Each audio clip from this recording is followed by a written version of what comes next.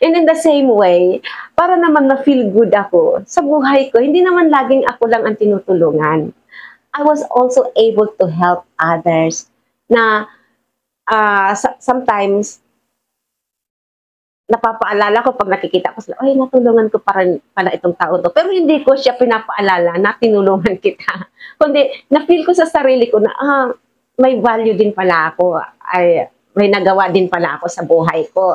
So kayo, huwag kayong nafi-feel down, ano po, normal lang kasi yung magkaroon ka ng utang na loob at makatulong ka sa tao. Pero ang pinakang importante, yung tumulong ka na hindi ka nahihingi ng kapalit, pagkat yan ang kapalit ay sobra-sobra galing sa langit. Ano po, yun yung pagtulong na totoo. May hangganan din naman yung utang na loob. Ano po, hindi ka patatali, hindi ka pakokontrol. Kaya yung mga tao dyan na alalang-alala sa sarili, hindi na makagalaw, nag-aalala sa sasabihin ng taong tumulong sa kanya o pinagkakautangan niya ng loob na baka, oy, malamangan ko, oy, baka gusto na lahat ng desisyon mo siya ang masusunod. Wag, you have your own life, you have your own destiny to fulfill. Kasi hindi nakadepende yan sa mga taong nakatulong sa atin. Yung mga desisyon mo sa buhay, ginamit lang sila ng Panginoon na maging bridge para marating mo yung mga bagay na dapat mong marating.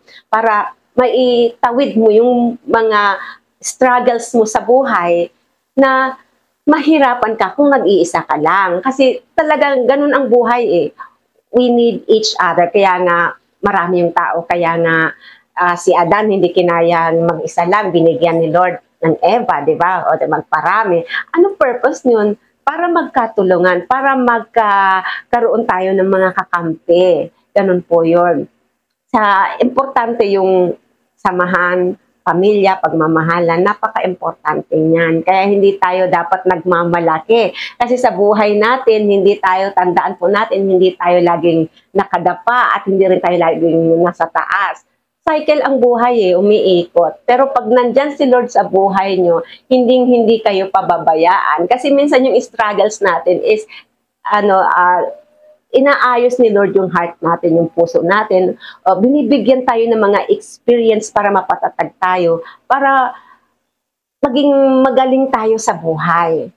At matuto tayo, di ba? Binibigyan tayo ng mga taong mas marunong sa atin, mas malakas sa atin, para maging mas malakas din tayo at maging mas maalam tayo, di ba? Binibigyan tayo ng mga taong mas mahina sa atin at mas walang alam sa atin para tayo naman ang makapag-share, makatulong, yung nalalaman natin at yung blessing na binibigay na sa atin ni Lord ay maibibigay din natin at ma-share. Kasi ganun lang yan parang drum ng tubig, ano po, pag patuloy yan na nilalagyan at hindi nababawasan, hindi nagpo-flow o tulad ng creek, di ba? Pag hindi nagpo-flow, nagdudumi ang tubig, di ba? So importante na nagpapasok pero lumalabas. Alam mo yun, tumutulong ka pero natutulungan ka rin. You receive but you give also, di ba? And hindi pwedeng laging receive ka lang at hindi ka nag-give. Mapupulyot ang tubig mo. Yeah, stagnant ka. So, it's very important. Huwag kayong pakukontrol sa utang na loob at huwag niyong kinukontrol ang tao sa utang na loob. Kasi lahat ng tao may pinagkakautangan ng loob. At higit sa lahat, sa Panginoon, pagkat siya ang nagbigay ng lahat sa atin. So, kung magmamalaki tayo sa taong tinulungan natin, ibabawiin ni Lord yan sa inyo. No? Hindi pwedeng hindi kayo parusahan ni Lord pag nagmamalaki na kayo kasi sa Kanya ang lahat ng source diba?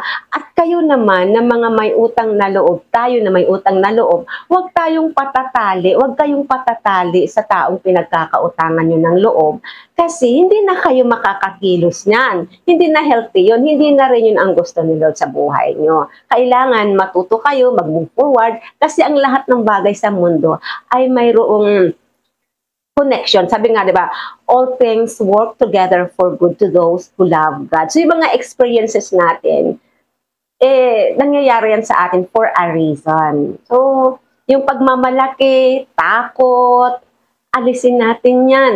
At magagawa lamang natin yan sa tulong ng Panginoon.